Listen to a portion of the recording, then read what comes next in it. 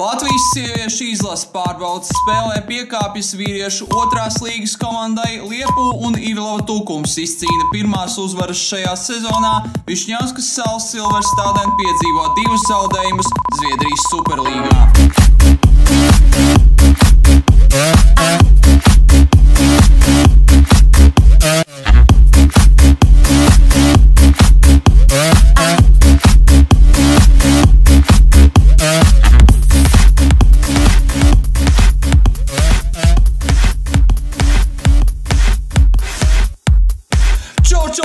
Esiet sveicināti, dāmas, kungi, augi, dzīvnieki, ciplanētieši un vispārējie, kas klausās Floorball News W podcastu studijā. Kaspars Šmits. Šodien ir tāda lieliska diena, un lieliska diena tāpēc, ka šoreiz nedēļas notikuma apskatā mēs ieskatīsimies, kāda tad situācija ir izveidojusies top 4 valstu, kā arī Norvēģijas un, protams, Latvijas čempionātā. Ir pagājis gandrīz mēnesis kopš sezonas sākuma, un ir pienācis īstais laiks paskatīties, kas tad ir sastrādāts. Un, protams, runāsim arī par citām ar sieviešu floorbolu saistītām tēmām, tāpēc nav ko vilkt taimu garumā un ķersimies klāt aizvadītās nedēļas notikumiem sieviešu floorbolā im Letland und World. Aizvadītās nedēļas nogalē Kocēnas sportnamā notika Latvijas sieviešu floorbola izlases treniņu nometne, gatavojoties 2013. gada pasaules čempionātam, kurš no 7. līdz 15. decembrim risināsies Čehijā. Un svētdien tā noslēdzās Vidzemes Olimpiskajā centrā ar pārbaudes spēli pret vīriešu otrās līgas klubu Valmiera BSS. Diemžēl latvietis šajā mačā cieta zaudējumu ar 3-5. Vārds Latvijas valstsvienības labā guva Sintīja Kalvāne, Paula Egle un Ieva Jurkāne. Toties soda metienos mūsu dāmas bija pārākas ar 5-1. Kāpēc spēles Floorball News W atzina Latvijas izlases galvenā trenera Jāņa Freivalda asistents Jānis Dainis, komanda demonstrēja saturīgu sniegumu, vienlaikus atzīstot, ka Valmieras floorbolisti nespēlēja ar 100% atdevi, respektīvi pretinieki nespēlēja tik ātri un agresīvi, tā vietā mēģinot izspēlēt līdz brīvam metienam. Jāatzīmē, ka lielās izlases sastāvā debitēja arī Latvijas čempionāta sieviešu pirmās līgas kluba Rīgas Lauvas pamatvārdsardze Kristīna Kirīlova. Jānis Dens ar Kristīnas sniegumu bija apmierināts. Viņš sacīja, ka Kirīlova ir ļoti laba un spēcīga vārdsardze, un īpaši viņš izcēla bumbiņas izmetienu, kurš viņai ir ļoti spēcīgs. Jāpiebilst, ka pēc 2 nedēļām Latvijas sieviešu izlase dosies uz 3 nāciju turnīru Vācijā, kur būs jāspēlē ar Dānijas, Austrijas, kā arī Vācijas sieviešu un sieviešu U19 izlasi. Tā būs viena no pēdējām pārbaudēm pirms pasaules čempionāta fināla turnīra. Pagājušajās brīvdienās notika 3 spēles Latvijas čempionāta sieviešu pirmajā līgā. Sestdien Liepuva izcīnīja pārliecinošu uzvaru pār Krustpili ar rezultātu 12-3. Pēc spēles Floorball News W sazinājās ar Liepuva aizsardzi Kristīni Mantanieci, un jūsu uzmanībai piedāvājam noklausīties nelielu interviju ar viņu. Apsveicu jūs ar izcīnīto pārliecinošo uzvaru pār Krustpili, kas sezonu iesākus diezgan vētraini, 12-3. Pastāsti par to, kāda bija spēle un kā tu vērtē savas komandas sniegumu. Paldies par apsveikumu. Spēle bija diezgan tāda pilnīgs pretspēc pagājušā gada komandai. Kāda bija pagājušā gada, kāds atcerējās Krustpilis komanda, bija pilnīgs pretspēc. Nebija viegli rezultāts, bija diezgan liels 12-3, bet nebija viegli. Ne mums, es domāju, ka viņām ne tik cenšā vien nogurdina, ir diezgan ko braukt. Bet spēle īstenībā nebija, man liekas, skatām, ne no skatītāja puses arī kā laukumā. Tā skatoties, kad bija malā, tad likās tāds diezgan liela sišanās, bakstīšanās. neprecīzas piespēles, metieni arī nebija īsti nevienai, ne otrai komandai. Nu, bija tāda skriešanās vai nekas vairāk tā, ka nebija smuka spēle, bet, nu, uzvar paliek uzvar, tas jau tā. Tā kā jā, nē, tā jau prieks, ja par tiem pirmiem 3 punktiem, kas ir izcīnīti, cerams, ka ne pēdējie, ka būs jau, gan jau vēl, bet, nu jā, spēle, jā, nu bija kāda bija. Bija diezgan tāds gaidīja vairāk tādu no Krustpils puses kaut ko vairāk, jo likās, ja ir uzvarētu Rūbeni Irlau, ka būs tad tiešām spraigāka spēle. Bet nezinu, tas meitenē viņām tur bija, cik es sapratu, ka viņām 5 spēlētājs nebija tikuši uz Liepāju. Ja gan jau, ka tas arī atstāja sniegumā viņām tādu iespēju. Bet nē, nu kā es teicu, viegli nebija tas jau. Tad sakrita vārti tīri no vārtu priekš, kad viņām aizsardze nostādāja, ka bija iebakstīti tie vārti diezgan daudz. Un tas to rezultātu ar padarīja, man liekas, tādu lielāku, jo ja nebūtu tas, tad arī nebūtu bijis tad 12-3, ja nemaldos. Un komandas sniegumu. Viss kā jau meitenes, viss tā daudz maz nocīnījās vārdsardzē. Pirmā spēle jaunajai mums bija, ka arī viņai liels pārbaudījums bija redzēt, kā viņa tā spējas nospēlēt spēlē. Bet meitene iejūtās labi, tā viss jau diezgan pozitīvi. Bija metiens, ko kārtīgi atvairīja, bija kā bija, tur vien arī uz manu rēķinu, kad es tur neizgāju kārtīgi līdzi, tie iemeta. Bet kā diezgan pozitīvi, nevar jau tā baigi kritizēt arī. Spriežot pēc protokolā, jūs aizvadījāt šo spēli diezgan stabili un ar tās iespējas, kuras jums bija, tās jūs pa lielākai daļai arī realizējāt. Kas bija tas, kas palīdzēja jums nospēlēt šo spēli tā diezgan stabili un pārliecinoši? Kas mums palīdzēja, grūti atbildēt. Man liekas, ka visām meitenēm bija tas, ka bija jābūt tai pirmajai uzvarai, ka ir jāizcīno mājās, pēc tam savu skatītāju, kas nāk un atbalsta. Palīdzēja varbūt tas, ka mums bija droši vien daudzreiz vieglāk fiziski, kad mājas spēlā, bet turpretī viņām bija jābrauc līdz no otra Latvijas gala. Jo, zinu, pagājušajā gadā brautām bija ļoti grūti spēlēt pēc ceļa pie viņām, un kad tu zini, ka vēl tev tāds pats ceļš mājās jābrauc ir, tas jau tā diezgan grūti ir. Bet, kas mums palīdz, nezinu.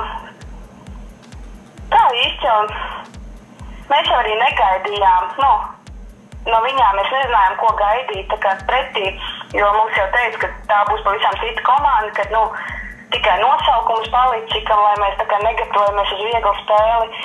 Kā arī īstenībā bija, kaut kā visu sakrita veiksmīgāk mums, nevis viņām, kad tā uzvarējām, tiešām nevar tā atbildēt. Ko var teikt par komandas gatavību šai sezonai? Ir kaut kādas izmaiņas vērojamas komandas sniegumā uz labo, vai varbūt tieši pretēji uz slikto pusi? Kā tev šķiet? Droši vien jau uz labo, jo uz slikto jau dienu vai, jo mēs jau esam diezgan jauns sastāvs. Ir atgriezušās vairākas vecās spēlētājas, kas ir no dekretiem atgriezušās, ir arī meitene, bijusi vārdsardze Annija Jurgut, ka viņi mums vairs nav, viņa arī bērniņš piedzimis. Bet tas tā, pozitīvi jau droši vien, kad jo ir vērojams cīņas, kas nebija varbūt pagājušas sezonā, ka sākumā tik ļoti, ka šogad meitenes tā vairāk cīnās. Tas, pozitīvi, viennozīmīgi pozitīvi. Kāds ir komandas mikroklimats? Labs. Viens vārds labs, kad ir vairāk pateikt. Tālūk Kristīna Mantiniece, bet 2 spēles savā starpā sieviešu pirmās līgas ietvaros aizvadīja Rubens 1 un Irlava Tūkums florbolistes. Sestdien pārliecinošu uzvaru ar 6-0 izcīnīja kocēnietes, bet svētdienas sīvā cīņā ar 2-1 pārāks izrādījās irlavietes. Turklāt uzvaras vārtus Irlavas Tūkums komanda guva tikai 11 sekundes pirms pamatlaika beigām, kad precīzi metienu izdarīja Elīna Zālmane. Sakoties 4. kārtai, sieviešu pirmās līgas līderpozīcijās ar 9 punktiem atrodas Rīgas Lauvas, bet 2. un 3. vietu ar 6 punktiem ieņem attiecīgi Rūbene 1 un Krustpils. Rezultatīvāko spēlētāju augšgalā atrodas Rīgas Lauvu uzbrucēja Monika Džigure, kura izdevies gūt 13 vārtus un atzīmēties ar 2 rezultatīvām piespēlēm. 2. vietu ieņem viņas komandas biedrene Linda Dadājeva ar 7 vārtiem un 6 rezultatīvām piespēlēm, savukārt 3. pozīcijā ierindojusies Krustpils komandas līdere Inita Vojtiņa, viņai 6+4. Svētdien Norvēģijas elitsērijas čempionātā notika diezgan saistoša spēle, kurā Gunits Kārkliņš un Līgas Garklāvas pārstāvētā Sveiva mērojās spēkiem ar Slevik IBK. Cīņa noslēdzās neizšķirti 3-3. Kārkliņš šajā mačā izcēlās ar 2 precīziem metieniem.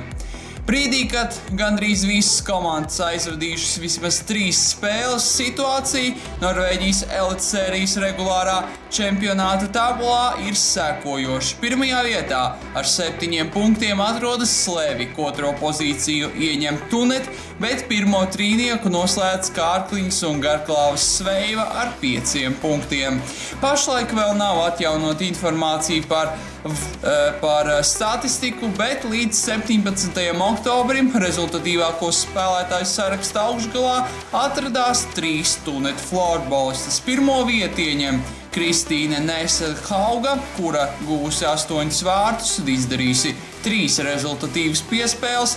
Aiz viņas seko Tīna Lundmarka ar 7 vārtiem un 3 piespēlēm. Savukārt 1. trīnieku noslēdz Pija Molberga, viņai 2+7 saskaņā ar datiem, kas tātad, kā jau minēju, ir līdz 17. oktobra spēlēm. Gunita Kārkliņa šajā sarakstā ierindojās 26. vietā, bet Līga Garklāva 32. pozīcijā. Aizvadītās nedēļas nogalē spēles Šveices NLA līgas čempionātā un kausa izcīņas 8-daļfinālā aizvadīja Latvijas šveicietes Diānis Sjomins pārstāvētā FB Raiders DBR NLA līgas spēlē ar 1-7 atzina Šveices čempionvienības Pirāņa Kūr pārākumu, savukārt kausa izcīņas 8-daļfinālā ar 6-7 pēc spēles metienos zaudēja savai bijušajai komandai Wizards Bernburgdorf. Toties Luīzes Biļinskas un Evelīnas Garbares UHC Dietlikana komandai pagājušās brīvdienas bija diezgan veiksmīgas. Šveices čempionātā ar 5-4 tika uzveikta Skorpion Emmental Zollbrück vienība, savukārt kausa izcīņas 8-daļfinālā Dietlikana izcīnīja pārliecinošu uzvaru pār Hot Chilies Rumlēnka 9-2. Turklāt 2. spēlē Biļinska izcēlās ar gūtiem vārtiem un 2 rezultatīvām piespēlēm. Šveices NLA līgas regulārajā čempionātā pēc nospēlētām 6 spēlēm ar 18 punktiem 1. vietu ieņem pašreizējās čempiones Pirāņa Kūr. 2. vietā ar 16 punktiem atrodas Red Ants Richenberg, bet Luīzes Biļinskas un Evelīnas Garbares UHC Dietlikana noslēdz 1. trīnieku. Diānis Sjomets FB Raiders DBR pašlaik ar 5 punktiem atrodas 7. pozīcijā. NLA līgas rezultatīvāko spēlētāju saraksta gaugalī atrodas UHC Dietlikana uzbrukuma līdere Nina Marija Berčī, kurai ir 9+6. Savukārt 2. un 3. vietu dala Pirāņa Kūr uzbrucējs Sonja Pucī un vēl viena UHC Dietlikanas spēlētāja Julija Sutere. Abām 10 vārti un rezultatīva piespēle. Ja runājam par latvietēm, tad visaugstāko pozīciju 17. ieņem Diānis Sjomina, kurai izdevies sarūktināt pretinieču vārtsardzes 4 reizes un asistēt 2 vārtu gūmos. Savukārt Luīzes Biļinska un Evelīna Garbare katra ir izcēlusies ar vārtu gūmu un rezultatīvu piespēli, pat labāk dalot 56. līdz 65. vietu ar vēl 7 spēlētājām. Iepriekšējā nedēļā neveiksmu sēriju Zviedrijas Superlīgā turpinājās Laumas Višņevskas pārstāvētais Salas Silverstādene. Piektdien latvietes komanda ar 4-5 pagarinājumā viesos piekāpās Endre IF, bet svētdien ar 3-6 atzina Jončepingas IK pārākumu. Brīdī, kad Zviedrijas Superlīgā aizvadītas 7 kārtas, situācija turnīra tabulā ir sekojoša. Līderpozīcijas ar 21 punktu ieņem Iksu, aiz sevis atstājot Kaismora IF un Piksbo Valenstam IBK, kam ir attiecīgi 18 un 15 punkti. Višņevskas Salas Silverstādene ar 8 punktiem pašlaik ieņem 10. vietu. Jāpiemin, ka pērnās sezonas čempionvienība Rönnby IBK pat laban atrodas 5. vietā. Rezultatīvāko spēlētāju sarakstā pirmo vietu ieņem Kaismoras IF spēlētāja Anna Vīka, kura līdz šim gūsi 15 vārtus un asistējusi 9 vārtu gūmos. Otro vietu ar 7+13 ieņem IBF Falun uzbrucēja Johana Holmboma, bet pirmo trīnieku noslēdz Zviedrijas sieviešu florbola zvaigzne Djurgardens IF IBF uzbrucēja Emilija Lindstrēma. Viņai 8 vārti un 11 rezultatīvas piespēles.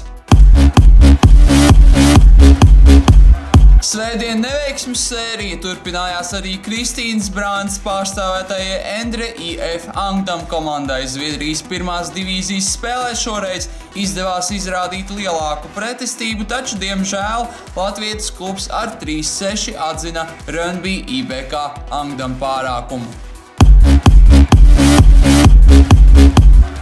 Turpinājumā par situāciju to valstu čempionātos, kurus mēs nepieminējām, un sāksim mēs ar Latvijas čempionātu sieviešu virslīgā, kur sakarā ar Latvijas sieviešu izlases treniņu nometni pagājušajā nedēļā spēles nenotika. Brīdī, kad sākusies 3. kārta, pirmajā vietā atrodas Kocēnu Rūbene, bet 3 komandām ir pa 3 punktiem. Vislabākajā situācijā ir RSU, kas pašlaik ieņem 2. pozīciju, bet 3. un 4. vietā atrodas attiecīgi FK Ķekava un FK Ādaži. Rezultatīvāko spēlētāju sarakstā augšgalā atrodas Ķekavas Bulldogs komandas uzbrucēja Inga Ametere, kura gūsi 5 vārtus un izdarījusi rezultatīvu piespēli. Otro vietu ieņem Rubens līdere Edīte Bankava ar 2 vārtiem un 4 piespēlēm, savukārt pirmo trīnieku noslēdz Liene Ādemane, viņai 3+2. Somijas Salibandī līgā pagājušo nedēļu notika 4 spēles. 2 uzvaras izdevies izcīnīt Happy florbolistiem, kas ar 8-2 un 5-1 pārspēja attiecīgi TPS un Šerifs, savukārt pa vienam panākumam Kuvī, kas ar 6-2 pārspēja NST, un SB Pro, kas pārliecinoši tika galā ar M-Team 9-1. Sākoties 6. kārtai, 4 komandas izcīnījušas 8 punktus. Vislabākajā situācijā ir SB Pro, kas atrodas tabulas augšgalā, kam seko Classic, OLS un Happy. Pagaidām vēl nav atjaunota informācija par statistiku, taču līdz 19. oktobrim 1. un 2. vietu dalīs Somijas sieviešu florbola zvaigzne un SC Classic līdere Elīza Alanko, kā arī ERAS 3 komandas spēlētāji Tulī Huskonena, abām 8 vārti un 5 rezultatīvas piespēles, savukārt PSS uzbrucēja Henna Uljova ar 9+3 ierindojusies 3. pozīcijā. Čehijas ekstralīgā pagājušajā nedēļā spēles nenotika. Pirms 8. spēļu kārtas sākuma Herbadent Praha ar 21 punktu ieņem 1. vietu. Tālāk seko TGGM Pedre Peres Čodov ar 18 punktiem, savukārt FBŠ Pipņi CZ Bohemians ar 17 punktiem noslēdz 1. trīnieku.